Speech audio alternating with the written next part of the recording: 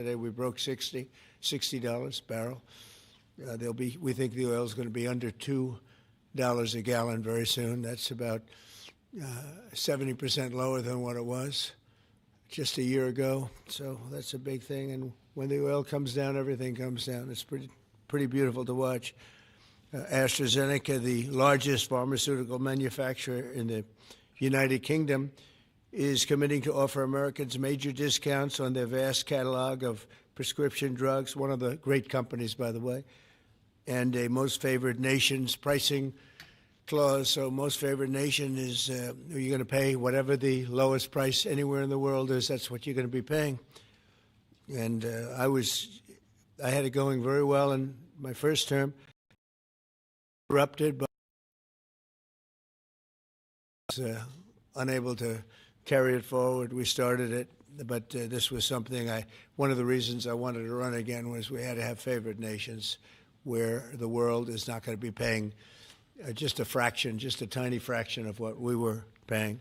I want to thank CEO Pascal Soriot, a very highly respected, one of the most respected men in business and certainly in the industry, for joining us today, as well as Secretary Howard Lutnick, Secretary Robert F. Kennedy Jr., CMS Administrator Mehmet Oz, FDA Commissioner Marty McCary, and Virginia Governor, a man who's done an incredible job, and good luck with the upcoming election. I know you're working very hard. I watch you. You're right there. He's out there working. He wants to see that young woman win, and the Attorney General, who I endorsed, et cetera, et cetera. Glenn Youngkin. Thank you very much, Glenn. Thank you for being here. For many years, Americans have paid the highest prices anywhere in the world for prescription drugs by far, many times the amount that other countries are paying is ridiculous. Upon taking office, I signed an executive order to make sure that Americans pay no more for prescription medications than the lowest price for the same drug in other locations in developing nations. Today, AstraZeneca is committing to offer all of their prescription medications to Medicaid at most favored nations prices. In other words, the lowest price anywhere in the world, that's what we get. A move that will save American taxpayers hundreds of millions of dollars each year. And I tell the story, Glenn, that in my first term, I had the honor of being the first president in 28 years to lower drug prices during the course of the year. And we actually did, and I was so proud of myself. We called a news conference. I announced it. It was 1/8 of 1%. 1/8 of 1%. Now drug prices are going to be going down 100%, 400%, 600%, 1,000% in some cases. But for 1/8 of a cent, Bobby, think of that. I was so proud because for 28 years, nobody had done it. And now it's, I think back to that, I said I shouldn't have had that news conference. But it is true. I was the only one that did it, but it was not very much. And now we're going to get, in some cases, 1,000% reduction. This is going to have a huge impact on everything from Social Security to Medicare to Medicaid, anything where they're buying any prescription drugs. It's going to have an incredible impact. It's going to lower itself greatly. AstraZeneca will also list many of their most popular drugs online at TrumpRx.gov. TrumpRx. I don't know why they put the name Trump. I did not tell them to do it, but I'm honored to let them do it. That's true, actually. That heavily reduced most favored nations cost. Americans can expect discounts, and as I said, it could be in many cases way over 100%. And as an example, one particular drug that's hot, very hot, 654% on inhalers, COPD and asthma, as well as certain diabetics medications. They're going to be averaging about 654% reduction in price. You believe that one? The Democrats will say, well, he should have gotten more. It's crazy. In addition, all medications AstraZeneca introduces to the American market going forward will also be sold at these heavily discounted rates. Furthermore, AstraZeneca will invest $50 billion in the United States over the next 5 years for research and development of new drugs and to onshore manufacturing facilities across the country, like the new plant that broke ground yesterday in Charlottesville, Virginia, where the governor attended. They had a tremendous group of people attending. It's going to have 3,600 jobs just to begin with. And that's going to be a fantastic plant. I saw a picture. It's going to be the best, right? You can't get any better. This is a tremendous victory for Virginia and for American patients and for everything, for the country. It's an amazing company to have coming over to the United States in such a big way. That's going to be a big part of the company. Presidents have promised for years to lower the cost of health care, but my administration is actually the first to do it and do it substantially, do it at numbers that nobody thought, even I thought, were not possible. When you think of it, if you got a 1%, 2%, 5%, that's good. You did a good job. We're talking about 100, 200, 300, 500, 700. In some cases, some big, big numbers. And the largest drug companies in the world are working with us to make this a reality. And so I look forward to being at your opening of that incredible facility. I hear something, and it's in a great location, Len, right? One of the beautiful locations. So I'd now like to ask Secretary Kennedy to say a few words, followed by Dr. Oz, Pascal, Governor Youngkin, and we'll take some questions afterwards. Would anybody like to have some questions? Yes? Oh, I'm shocked. Okay, we'll take them right after, okay? Bobby, please. Thank you, Mr. President. I talked about this a little yesterday in the cabinet meeting, but it's worth repeating because it shows this historical achievement as really monumental. When I was in my confirmation process, virtually every Democratic senator showed me their preoccupation with making sure that we completed, that I was going to continue to get a commitment from me to continue the IRA drug price negotiations. That the IRA required the Democrats, while President Biden was in the first year of the IRA, to negotiate 10 drug prices down. And then I was supposed to, my first year, negotiate 15 and 15 every year thereafter, and that was their plan. The Democrats claimed that they had a 22% reduction, and that was a great success. When we actually looked at that, when I came into the agency, we realized we were actually paying more for 8 of the 10 drugs. The 22% reduction was off of list price, and Medicare ended up paying more for 8 of the drugs, equal for the 9th, and about a 2% discount on the 10th drug. So that was the plan, and that's what they did. We are continuing the IRA negotiations, but thanks to the president's leadership, we have achieved something extraordinary here, which is a dream that he's had for 20 years because he's the common sense president. He saw something 20 years ago. He learned that we were paying 3, 4, 5, sometimes 10 times for the same drug as they were paying in European countries. Some of these drugs were manufactured in facilities in New Jersey and then sold for 1/10 the price in Great Britain, in London or Paris, that Americans were being charged for them here. He saw that this was unfair. Every Democratic president, every Republican president has said that this was the gold standard. This is what we needed to do. Nobody's been able to change it. And when we came in, I have to say I was pessimistic about doing MFN. Dr. Oz was pessimistic. Our staff, John Brook and Chris Klump and the other people we brought in were all pessimistic.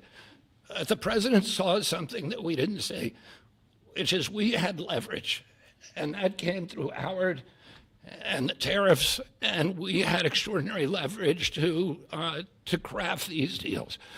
So last week we had Pfizer in, which is one of the biggest American pharmaceutical companies. Today we have AstraZeneca in with Pascal Sorios, which is one of the biggest European pharmaceutical companies.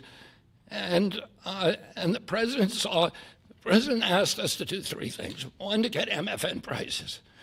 2, to not bankrupt these companies. He understood that America has to be the center for innovation. The drug industry needs to innovate, that it's critical for its bottom line, it's critical for the health of the American people. And he asked us also to make sure that those companies would keep their promise to reshore this industry. For national security purposes, for our economy, it's critical. These companies are making these drugs in the United States. We were able to achieve all those things, and partially with the visionary help of Pascal, where is he? Of Pascal Zorias, who understood that innovation and the business doesn't work if everybody is not pulling the oars, if everybody doesn't have the skin in the game. Oh, the whole world was riding on our shoulders and riding on our dime. 70% of pharmaceutical revenues comes from this country. We only have 4.2% of the world's population, and we were paying for 80 or 90% of the innovation here, and the rest of the world was a free rider. And Pascal understood that that's not fair, and it's not a good, sustainable, long-term business model. And he came to the table. He was one of the first leaders to come to the table. I want to thank him for his vision, for operating with us in good faith. And this is an extraordinary deal. Not only that, but as the president just pointed out, he is also reshoring this industry here. He has 19 facilities already operating in this country. He has this other facility in Albemarle County that Dr. Oz went with Governor Youngkin and broke ground on yesterday. He has a second facility that is under construction in Kendall Square in Boston, another facility in Rockville, Maryland, and a fourth facility in Copper, Texas, right outside of Dallas-Fort Worth. And he's got plans for building many more in this country, thanks to the president's leadership, to the tariffs, and to the common sense the president has demonstrated in his own commitment to make drug prices lower for hardworking Americans. So I want to thank the president for your visionary leadership. I want to thank Dr. Oz for his part, and Marty McCary in negotiating this deal. Dr. Heidi Overton, Theo Merkel, Chris Klump, and John Brooks, who all played critical parts in the negotiation. And of course, Howard Lutnick, who was the key to these negotiations. Who do we bring up now? Dr. Oz. Thanks, Secretary. He'll take your place, Pascal. Oh, Pascal, I get to introduce Pascal, which I'll do with great joy and honor. So the world is watching as President Trump tries to make peace in every place he can go. But at the same time, President Trump is putting peace into the hearts of Americans and bringing peace of mind to them, especially Americans who cannot afford their medications. And just to put a number on this, as he releases us from the bondage of paying 3 times more for the exact same product made in the same factory, in the same pill box, in the same instruction manual overseas, rather in this country than we pay overseas, it creates an opportunity for us because, Mr. President, you're turning the art of the deal into the art of the heel. And that is something that you're going to witness today, and it's the second we have more coming, but this is a very important one because I want to set the stage here. And Mr. Secretary, you're too modest. Secretary Kennedy did have a vision to push hard on this. He understood we could give the right medications to the right people at the right time. And there is nothing more maha than giving folks life-saving medications in a timely fashion so you prevent illnesses and treat other ones that have already occurred. You save lives that way. That literally is what was on the line as we began negotiating these. So let's set the stage. Where are we right now? Why this order? Last week, in this very room, President Trump welcomed the CEO of Pfizer, and that company, a leading U.S. pharmaceutical company, pledged to provide exactly what the president promised. Massive discounts to allow us to have most favored nation drug pricing in this country so we don't allow our people to pay more than folks overseas. And this was unthinkable even 6 months ago, 7 months ago when we came into office. And Americans now have the ability to do that, but we needed to prove it was scalable. So we went to AstraZeneca, which is the leading pharmaceutical company, a leading company in the entire world, but a massive opportunity in this march to MFN, a march to most favored nation drug pricing. And to have this message land clearly, we needed to make sure that the president's demand for fair drug pricing was heard all around the globe. And I actually think the single most powerful tool we had was the president, because people take him seriously. And some of the things that they were hearing overseas were alarming them enough that they began to realize the jig was up. So let's talk about the deal specifically. What are John Brooks, if you give me my Vanna White, please. John back there is Theo, Vince, Heidi were parts of the team. There are other members of the team I'll speak of in a second. So these are the 5 deal points. This is what Trump RX, by the way, which just launched, TrumpRx.gov, which was a unanimous name, by the way, Mr. President. He was not involved in picking the name, but it was not a difficult one to land on. We thought it had a catchy element to it. All primary care medications sold by AstraZeneca are going to be available on Trump RX, which means no more gaming, no more middlemen. Starting early next year, when you go to the website, you'll be able to see a marketplace. We're not selling the drugs. We're just making information available to everyone so you go to the right place to buy the right medication. Second, drugs for lung diseases are discounted massively, and that's over here on this line. The president highlighted 650%. They're significant discounts, and these are medications. We just picked the ones for lung disease and one for metabolic syndrome, diabetes, but there are others that are included. We have most favored nation pricing for everyone who is on Medicaid in this country. That's why Governor Youngkin is able to do backflips with his nimble 6'6" physique. Because for governors, this is a massive problem. If Medicaid prices continue going up, it crowds out other social services, which he'll speak to. We also have MFN for all new prescription drugs. Mr. President, by the time this term is done, 95% of all drugs sold in America, branded drugs and generic, will be available at a most favored nation drug pricing. Americans are going to benefit if the prices drop abroad. So Secretary Lutnick is going to make sure that if we get better prices for these companies from our partner countries overseas, the American people see those benefits, and there's going to be onshoring of manufacturing. And as has been mentioned, I stood with Governor Youngkin and Pascal Sérieux as we broke ground yesterday in Charlottesville, Virginia, in a massive $4 billion facility. That's the hard hat, Mr. President. I know you like construction, so that was all I could bring back. But there was a lot of remarkable energy. And here's what that event really does. It sends a signal. It sends a signal for all countries around the world to stop freeloading off American innovation. It's done. It's not going to happen anymore with this president. And if you aren't picking up your end of the bargain, then you're going to be welcoming a lot of more companies to leave your shores and allow us to welcome them into our shores as they open up manufacturing facilities here. And for all the pharmaceutical companies out there, we're talking to all of you, pick up a shovel. This is a great place to build a facility, as AstraZeneca has shown us, and I think it has a wonderful opportunity in the future as well as this country continues to support the innovation Secretary Kennedy spoke about, because we're not compromising that at all. We're just getting fair prices for the American people. To the team.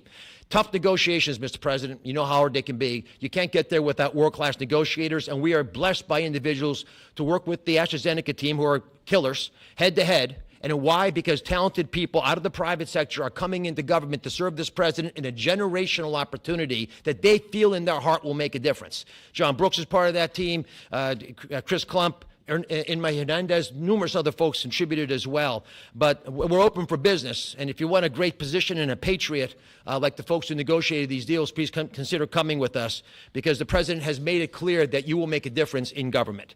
Finally, I want to thank Pascal Sérieux. Pascal is an interesting, almost enigmatic individual. He's a CEO of AstraZeneca. He is born in France, Australian citizen, knighted in Great Britain, running their largest pharmaceutical company. So you figure out the lineage. But one thing I know is a very, very smart man who came here early on, took the president seriously, and he recognized the inherent unfairness of the European model of global freeloading off our innovation. He appreciated the challenge, and he wanted to be part of the solution. So Pascal, take it away. Thank you so much. So, President Trump, it is really a pleasure to see you again, since I had a chance to meet you last time you visited the UK for your state visit. I know the King actually kept you late during the night, during your visit, late up at night. And I must thank you, actually, for returning the favor. I can tell you, you've kept me up at night, and my team as well. But it has been really worth it. It's been worth it because today I'm really excited to announce AstraZeneca's commitment to your vision for a healthy America. Great leadership is about having an ambitious vision that can energize people, and you appoint a very talented team that can deliver on this. Your vision is exactly that. It is about lowering the price of medicines for American patients while ensuring that America remains a global powerhouse of innovation in biopharmaceuticals. And that's not easy to do. We need to keep inventing the technologies and the products that will cure disease. But you actually gave us a key, equalization. That's an important word. Yeah. You've assembled a remarkable team, actually, that together with us found a way to deliver on your vision. I would like to thank you, Mr. President, for your collaborative and your trusting approach throughout the discussion that led to this agreement. In addition, I would like to thank Secretary Lutnick, I'd like to thank Secretary Kennedy, Dr. Oz, and the CMS team, in particular John Brooks, who is here today, but also Chris Klump, for their very straightforward approach and their collaborative work that, together with my great team at AstraZeneca, enabled us to deliver this agreement today. It is an agreement that allows a number of wins. First of all, a great win for American patients. This agreement will deliver improved access to our medicines at a lower cost. We've addressed the 4 points that you raised in your letter, ensuring Americans do not pay more than patients in other wealthy countries. So it's a big win for patients and the healthcare system as a whole. But it's also a big win for the economy and for taxpayers, because it supports rebalancing the cost of innovation across wealthy nations. For too long, America has shouldered a disproportionate portion of the world's R&D cost for breakthrough medicines development. That imbalance is not sustainable. It had to change. And equalization levels the playing field, with wealthy nations contributing their fair share to the cost and the risk associated with biopharmaceuticals R&D. And I would say it's also a big win for state budgets because these Medicaid price reductions will have an immediate impact on Medicaid budgets and provide substantial relief to state budgets. Finally, your vision also secures America's strong position in life sciences and the onshoring of critical innovations and manufacturing. As a company, we will invest $50 billion in manufacturing and in R&D. We already have a large presence in the United States. We have 19 sites, and we employ 25,000 people around the country. They're all developing the new generation of medicines. But we'll continue to increase our presence in this country.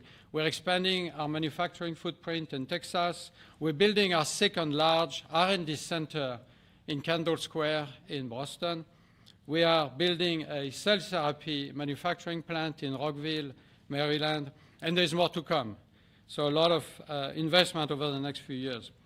I want to say that I appreciate very much Secretary Lutnick granting us a 3-year tariff exemption to localize the remainder of our products. Most of our products are locally manufactured, but we need to transfer the remaining part to this country. And also for your great support to convince also other wealthy countries to share the cost of pharmaceutical innovation. It is an important part of this agreement, rebalancing and the cost around the country, around the world.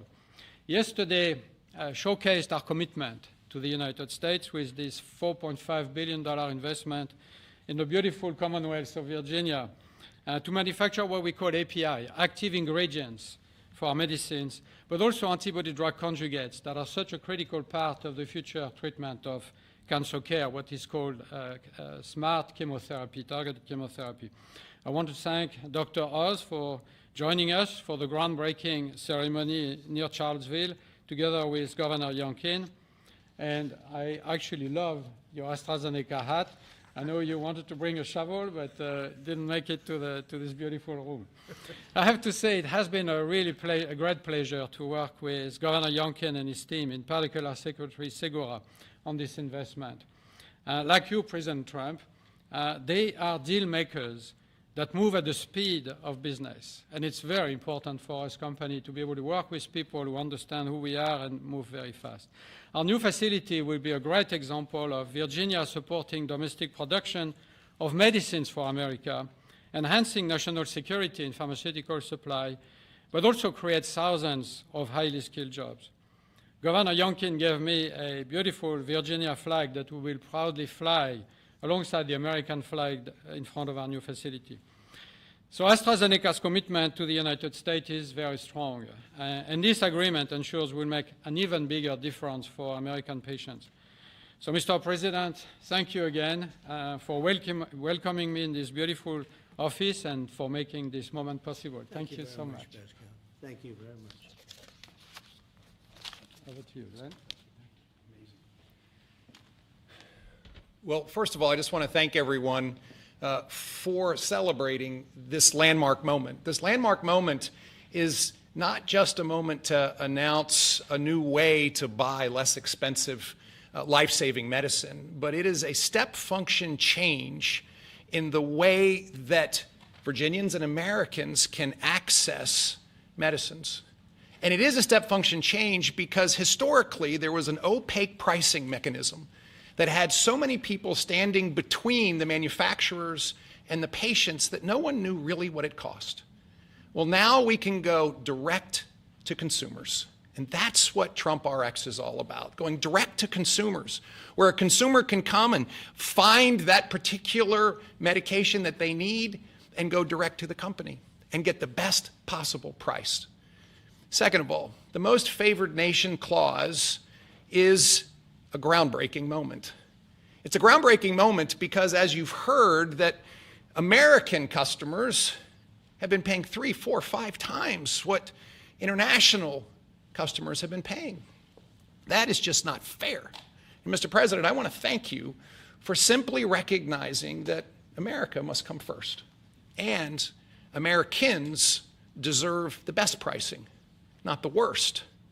It changes everything for a state. In Virginia, we have $1.5 billion a year of pharmaceutical expenditure under our Medicaid plan. $1.5 billion a year. We save 10%, 20%. 30%. All of a sudden, 150, 300 million, 450 million in savings can be realized by a state. Now, I firmly believe that's the people's money, and it should go back in tax relief.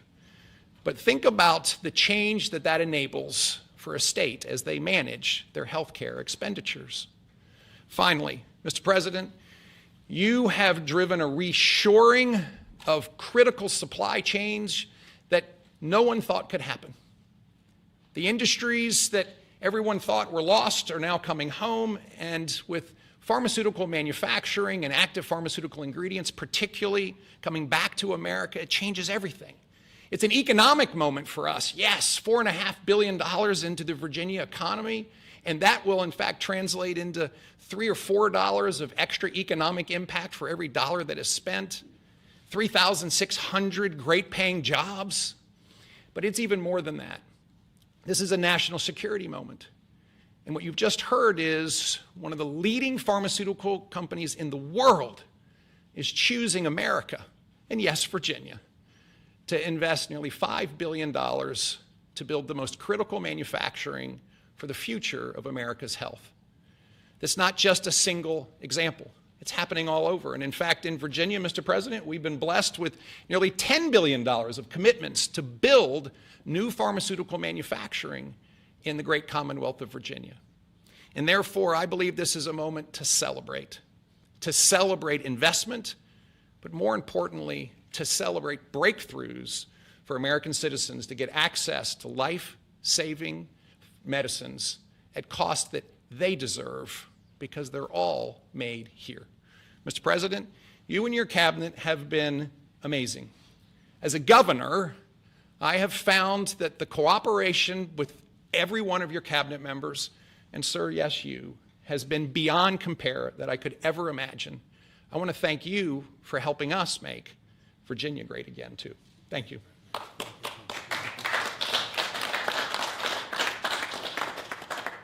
So we have, at this moment, I think we just cracked $18 trillion in commitments and investments in our country. As an example, the last administration was far less than $1 trillion for 4 years. We're at plus $18 trillion for 8 months. There's never been anything like it in history, in any country, anywhere in the world. So that's great. But maybe for purposes of this, more importantly, we're going to bring drug prices down at numbers that nobody ever thought possible, Glenn. I think nobody ever even thought it was possible. So we're going to be doing a lot of business, but we're going to be also numbers that when you're 2, 3, 4, 500% less. I just noticed one of them over here, 654% discount. 654. The laggard is 98%, right? 9 is that what? Wow, 96, 230%, but 654, and we have some that top that by a lot. So it's really going to be incredible, and that's going to be so good for Medicaid and Medicare and everything. Frankly, for your life, it's going to be so good. So nobody ever thought they were going to see. And don't let Democrats take the credit, because they'll try. They'll say, "Oh, we worked so hard," and they didn't work hard. They did. They obstructed. They actually did the opposite. So that's really more important than even the tremendous investments being made in our country. But think of it, we cracked 18 trillion with a T, trillion dollars, and frankly, 1 trillion for 4 years wasn't that bad. He did less than a trillion, but we did that in a period of 8 months. So it's pretty record-shattering by many trillions of dollars. Any country, no matter what country you're talking about, nobody's done numbers like that. So thank you all for being here. Do you want to have a couple of questions? Yeah, please. Mr. President, one on this, if I could, and one on China, if I may. First on this, could you have brought these pharmaceutical companies to the table without that 100% tariff that you imposed? No, it's not 100%. You're talking about China might be 100%. No, I'm talking about the 100% you imposed on pharmaceuticals for that sector. I would never have been able to bring them. Now, I'm not sure that Pascal would like to say, but behind the scenes he did say tariffs were a big reason he came here, and also the fact he loved Virginia. He liked this guy. He liked me. I think the November 5th election was a very important date. We had a good election, and that was important. But yeah, he's here. A lot of. I can speak for almost everybody that's here. Most of them are here because of tariffs, because you have to understand he has no tariffs. If you build in this country, there are no tariffs. So. I want to ask you about China, if I could. Just want to confirm: have you canceled your meeting with President Xi? And no, I haven't canceled, but I don't know that we're going to have it. But I'm going to be there regardless, so I would assume we might have it. But they hit the world with something that really is not anything that people are going to do, and it was shocking. I can tell you, Howard and I and Todd, we all Scott, we were all speaking about it before, and we said, where did that come from? It was that was out of the blue, right? Out of the blue, they came up with this whole import-export concept, and nobody knew anything about it. So. If they roll back their export controls, the new announcement, would you roll back? Look, we're going to have to see what happens. That's why I made it November 1st. We'll see what happens. Yeah. Mr. President, Go ahead, please. What else besides software could be on the table in terms of export controls? A lot more. I mean, you have software, but you have a lot more. We have airplanes. We have airplane parts. You remember that from last time. And we were just surprised at China. I have a very good relationship with President Xi, and they did that. This is not something that I, instigated. This was just a response to something that they did. And they didn't really aim it at us. They aimed it at the whole world. The whole world is subject to it. So I thought it was very, very bad. But we have many things, including a big thing is airplane. They have a lot of Boeing planes, and they need parts and lots of things like that. Steve? Israeli Prime Minister Benjamin Netanyahu to accept the Gaza deal, and what will be your message to the Knesset when you speak to them? Well, he wanted it. It's been a long time. He's been fighting a long time. He's been fighting hard. He wanted it. It's a great deal for Israel, but it's a great deal for everybody, for Arabs, for Muslims, for everybody, for the world. And as you know, on Monday the hostages come back. They're getting them now. I mean, they're getting them now. They're in some pretty rough places under earth. They're in some pretty rough places where only a few people know where they are in some cases. So they're getting them, and they're also getting the bodies, approximately 28 bodies. And some of those bodies are being unearthed right now as we speak. I mean, they're working on it right now as we speak. It's a tragedy. It's a tragedy. No, he was very happy with it. And I can tell you that I saw Israel dancing in the streets, but they were dancing in Qatar and Saudi Arabia and UAE and many, many countries. I saw Egypt. They were dancing. I'll be going to Israel. I'll be speaking at the Knesset. I think, early on, and then I'm also going to Egypt. They were terrific. But all of the countries were great. Indonesia was great. Jordan was great. They were all great. Everybody wants this deal to happen. What happens in Gaza the day after the hostage release? Day after what? The day after the hostage release, what happens there then? Well, hopefully you're going to have great success for, I call it everlasting success. I think you will too. I think you're going to have tremendous success, and Gaza is going to be rebuilt. And you have some very wealthy countries, as you know, over there, and it would take a small fraction of their wealth to do that. But and I think they want to do it. And we're also setting up, as you know, a board of peace. It's called the Board of Peace. I don't know if that's the final name, but the word peace is definitely in there. They have asked me if I chair it. We'll make sure things go well. And how confident are you that the ceasefire will hold? I think it'll hold, yeah. I think it'll hold. They're all tired of the fighting. Don't forget, you had October 7th, which was a horrible day, 1,200 people killed. But Hamas has lost 58,000 people. That's big retribution. That's big retribution. People understand that. So, no, I think they're all tired of fighting. And this really gives the whole Middle East, this is beyond Gaza. Gaza is very important, but this is beyond Gaza. This is peace in the Middle East, and it is a beautiful thing. You know, it's a term that you and I have been hearing since we were very young, right? And now we have a chance of really having that. And as you know, most of the countries have passed all these resolutions. Every country is there. Iran came in. I was very happy to see that. I was very honored that Iran came in. They said they support it. Russia came in. President Putin, he supports it fully, very fully. So I was happy to see even countries that weren't necessarily involved in the process, they all support it. I don't know of anybody that does it. And I've never seen happier people than many of these places, not just Israel. Many of these places, they're all dancing in the streets. I've never seen anything like it. Yeah, go ahead, please, in the back. Thank you. What guarantees did you give Hamas to persuade them that Israel will restart the bombing campaign once the hostages have been exchanged? What did I do with respect to them? Well, you know, I spoke a little bit tough, and that's what would happen. I mean, you have to speak tough. That's a tough world. That's a tough, as they say, neighborhood. And they're tough people. They're very tough people, and they're smart people. They're good negotiators. They have a lot of things going. They put that to good use. They're going to be very, very successful. But they knew the retribution would be tremendous, unsustainable. It would have been unsustainable. It would have been complete obliteration, and they didn't want that. And nobody wants it at this point. They want to get on with rebuilding the entire Middle East. It's not only Gaza. It's going to be the entire Middle East. They're going to be able to live in peace. Now we have some little hot spots, but they're very small. You know the ones I'm talking about. They're very small. They'll be very easy to put out. Those fires are going to be put out very quickly. Yes, ma'am. Thank you, Mr. President.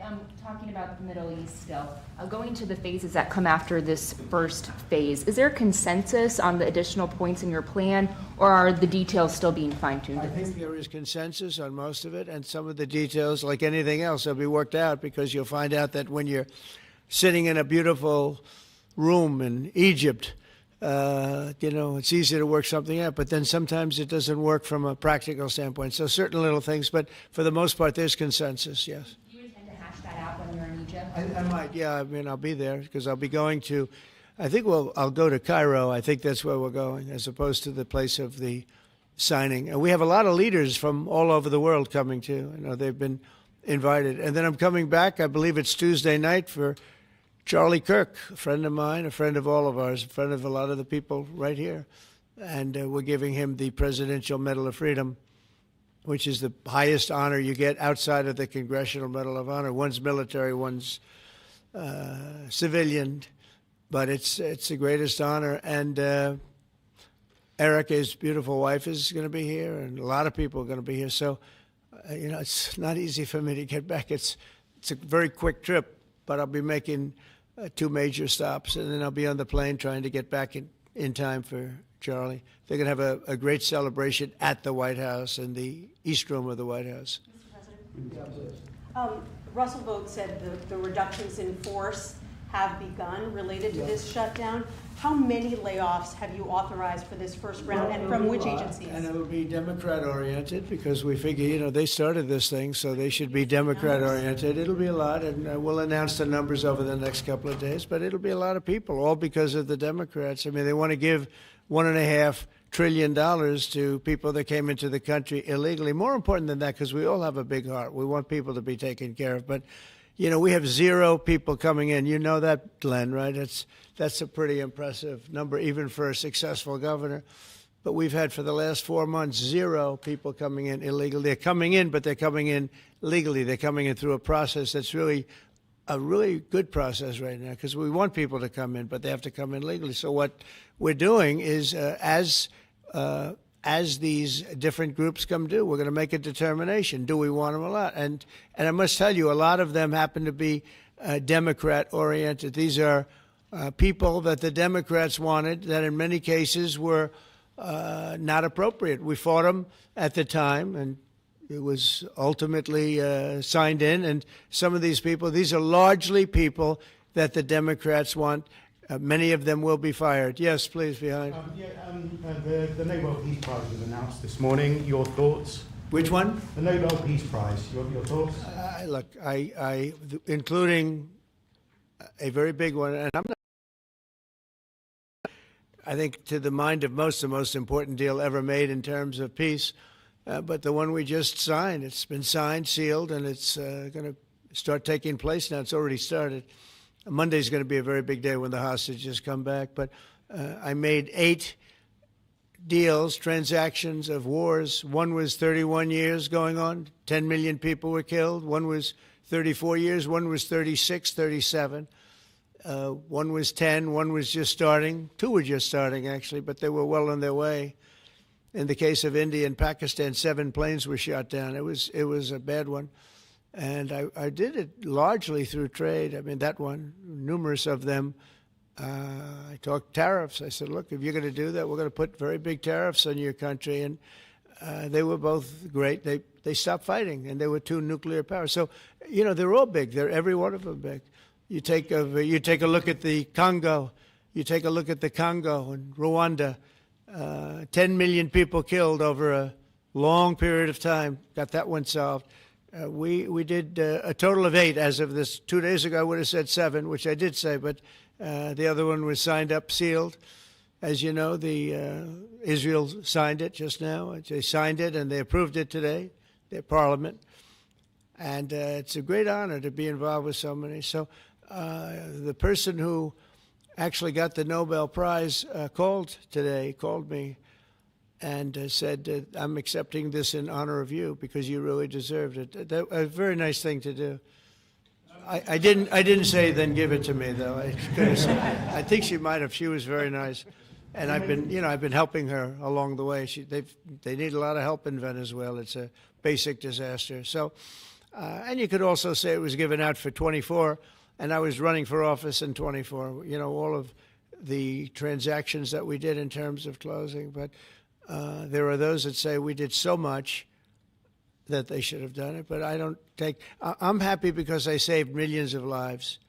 Many millions of lives. And speaking of somebody that saves lives, don't ever play golf with him, because Keegan Bradley just walked in, one of the greatest golfers in the world, the captain of the Ryder Cup. And, man, I'll tell you, you did a good job. You almost came back. I turned on. I said, you know, I sort of turned off. It wasn't looking good. And then a little while later, I turned on. I said, you guys might make, that would have been the miracle. What a great job. He's respected by those golfers like nobody. And I just want to compliment you, Keegan. It was a incredible job. Right here we have a lot of unfriendly fake news media, and he's not used to that. He's used to getting only good publicity, I think, Howard. These are all golfers. But you're some golfer, I'll tell you that, and some leader. Thank you very much. Great job. Thank you, Keegan. Mr. President, on China. Yeah, please. On immigration, ICE are making arrests, targeted arrests at courthouses in New York City and around the country. Criminals are arresting criminals, that's right. Yeah, go ahead. I'm happy about it. I want them to arrest criminals. And if you take a look at D.C., a year ago, D.C. was our great capital was a very unsafe place. You know that. Some of you were mugged. and talk openly about it. Some of the media was mugged. But right now, D.C. is one of the safest places in the whole country. The restaurants are booming. They're opening up new restaurants. The restaurants were all closing. Now you can't get into a restaurant. They're opening up new restaurants. It took 12 days for us. We sent in not politically correct military. We sent them in based on merit. You know, we won the case in the Supreme Court. Everything now is based on merit. Our country was founded on things based on merit. Like Keegan Bradley's not going to be playing golf if he wasn't a great player. If he shoots lower scores, boy, there's no more merit system than that one, Keegan, right? If you miss a putt, they don't say, oh, that's okay, let's take it again, do they?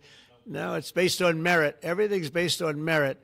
And we're back to the merit system. And when they saw that military is all about merit. They're big, strong people that they're patriots too. And you take a look at D.C., and now we're in Memphis, and Memphis was really crime-ridden. It was terrible. A lot of people being killed. And they say in 12 days they can't even believe how much better it is. And it'll take probably a month over there. And we're heading to Chicago because we want to save Chicago.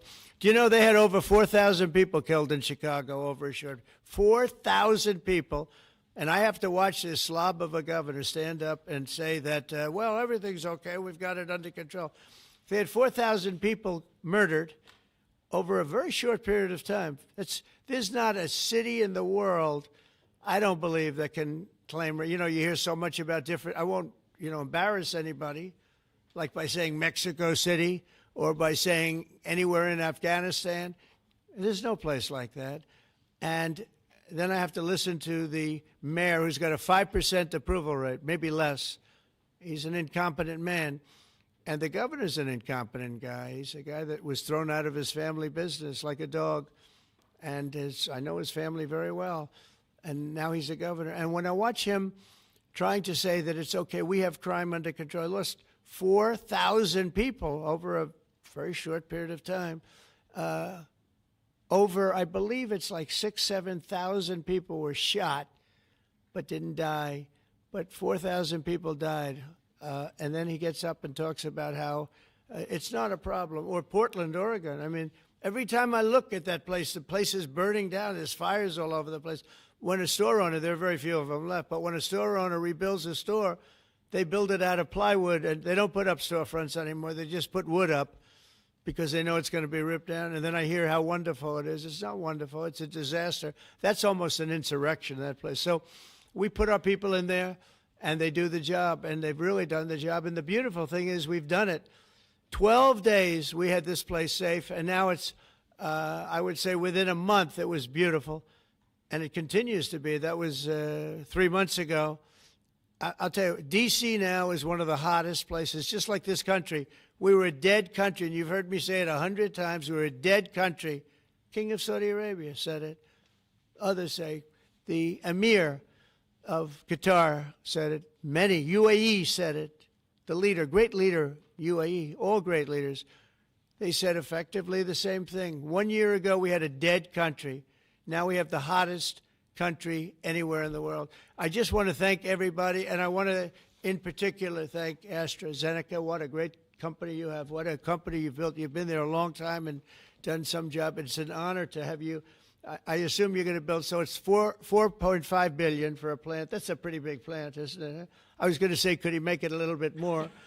Well, we have a couple of them where they're going to spend $65 billion on one plant, AI. All I know is it's, AI is based on information. I hope they're right about information. I don't know. You got to make a lot of money there's got to be a lot of information out there, but that seems to be pretty hot. But we have a lot. We're leading the world on information, on AI, as you know, by a lot. It's not even close. So we're doing a job. And I want to thank everybody, but in particular, Pascal, thank you very much. It's a great honor. Thank you. Thank you very much. Thank you, everybody. Have a good time. Thank you, press. Thank you, press. Thank you, press. Let's go. Thank you. Thanks, guys. Thank you. Thank you, press. Thank you, press. Let's go. Let's go. Thank you, guys.